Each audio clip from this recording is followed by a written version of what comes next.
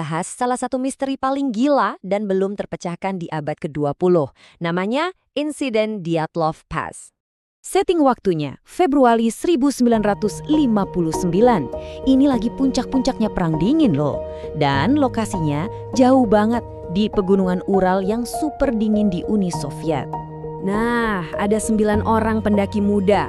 Dan dengerin ya, mereka ini bukan Anda kemarin sore.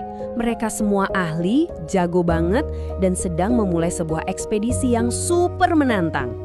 Masalahnya, mereka semua nggak pernah kembali hidup-hidup. Dan apa yang ditemuin sama tim penyelamat beberapa minggu setelahnya, wah itu justru ngebuka misteri yang jauh lebih dalam dan jujur aja, lebih mengerikan. Jadi, pas tim penyelamat sampai di lokasi, yang mereka lihat itu bukan sekedar lokasi kecelakaan biasa. Bukan, ini lebih mirip teka-teki beku, sebuah pemandangan yang sama sekali nggak masuk akal. Petunjuk aneh pertama, tenda mereka. Kondisinya itu robek parah. Tapi, ini yang aneh, robeknya itu bukan dari luar, tapi dari dalam. Seolah-olah ada sesuatu yang bikin mereka panik setengah mati, sampai harus nyobek tenda mereka sendiri buat kabur. Coba deh bayangin, suhunya itu minus 30 derajat Celcius. Itu dinginnya bukan main. Tapi mereka lari keluar gitu aja, nggak siap sama sekali. Ada yang cuma pakai baju tipis, bahkan tanpa sepatu. Buat pendaki sekelas mereka, ini sama aja kayak bunuh diri. Aneh banget kan? Nah, ini dia pertanyaan utamanya yang udah bikin para penyelidik dan kita semua penasaran selama lebih dari 60 tahun. Sebenarnya apa sih yang terjadi di gunung itu? Apa yang bisa bikin orang sepengalaman mereka ketakutan sampai segitunya? Oke, biar kita makin ngerti seberapa ganjil kasus ini, kita harus kenalan dulu sama korbannya. Karena sekali lagi, mereka ini bukan turis nyasar loh. Mereka itu para ahli.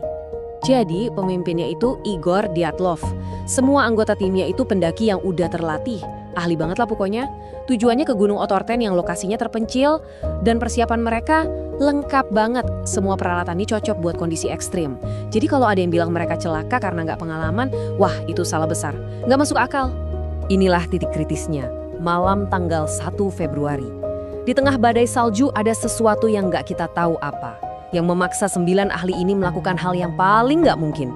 Ninggalin tenda mereka yang aman dan lari keluar ke suhu beku yang udah pasti mematikan.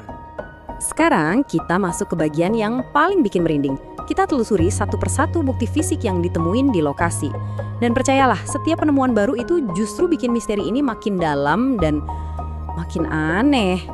Proses penemuannya itu bertahap dan makin lama makin ngeri. Jadi, akhir Februari, mereka nemuin tenda kosong yang rusak itu. Nggak lama, 2 jasad pertama ketemu deket pohon. Pakaiannya seadanya banget. Terus, awal Maret, 3 jasad lagi ditemuin. Dan puncaknya, butuh 2 bulan sampai salju mencair buat nemuin 4 jasad terakhir yang terkubur. Nah, disinilah ceritanya jadi super aneh. 4 jasad terakhir ini punya cedera internal yang parah banget. Bayangin ya, ada yang tulang dadanya remuk, ada yang tengkoraknya rusak parah. Lukanya ini setara kayak ditabrak mobil ngebut. Tapi nggak ada luka luar sama sekali. Kulitnya utuh. Dan yang lebih aneh lagi, salah satu korban, lidahnya hilang. Gimana coba jelasinnya? Kalian pikir udah cukup aneh? Tunggu dulu. Masih ada satu lagi temuan dari tim forensik yang bener-bener bikin kasus ini jadi kayak fiksi ilmiah. Radiasi. Ya, kalian gak salah dengar. Pakaian 2 korban itu ternyata punya tingkat radiasi yang tinggi. Ingat ya, ini bukan di Chernobyl atau area uji coba nuklir. Ini di tengah-tengah antah berantah. Pertanyaannya, dari mana datangnya radiasi itu? Sama sekali gak ada logikanya. Oke, dengan semua bukti yang aneh dan saling bertentangan ini, wajar banget kalau selama puluhan tahun muncul banyak sekali teori. Mulai dari yang coba dijelasin secara ilmiah, sampai yang, supernatural. Nah, penjelasan resminya, baik dari investigasi awal maupun yang terbaru di tahun 2020, itu nyalahin longsoran salju. Tapi, teori ini banyak banget kelemahannya. Kenapa nggak ada tanda-tanda longsoran besar di lokasi? Terus, gimana caranya longsoran bikin tulang remuk tapi kulitnya mulus? Dan yang paling penting, longsoran jelas nggak bisa ngejelasin soal radiasi dan lidah yang hilang itu kan? Karena penjelasan resmi kurang memuaskan, muncullah teori-teori lain. Ada yang bilang ini karena infrasound, semacam gelombang suara frekuensi rendah yang bisa bikin orang panik gila-gilaan. Ada juga teori konspirasi soal uji coba militer rahasia Soviet. Ini bisa ngejelasin radiasinya. Dan tentu aja, ada juga teori soal serangan dari sesuatu yang nggak dikenal. Pada akhirnya, meskipun kasus ini secara resmi udah ditutup lagi oleh pemerintah Rusia, misterinya tetap hidup. Kenapa? Ya karena penjelasan resminya itu terasa nanggung banget. Intinya begini, bagi banyak peneliti independen dan orang-orang yang ngikutin kasus ini, nyalahin longsoran salju itu rasanya kayak jalan pintas. Terlalu gampang buat nutupin misteri yang serumit ini.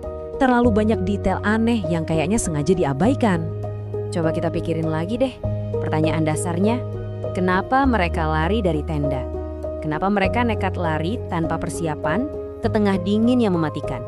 Apa sih yang lebih menakutkan daripada mati kedinginan?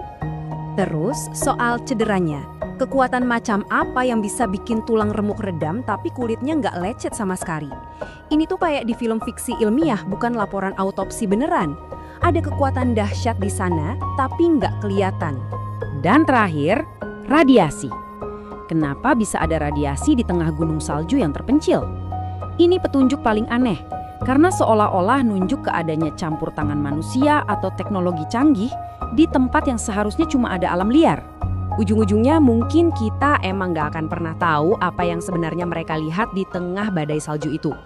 Insiden Dyatlov Pass ini jadi pengingat yang bikin merinding kalau di dunia ini ada misteri yang pertanyaannya jauh lebih kuat daripada jawaban apapun. Apapun yang dilihat 9 pendaki itu, rahasianya terkubur selamanya bersama mereka.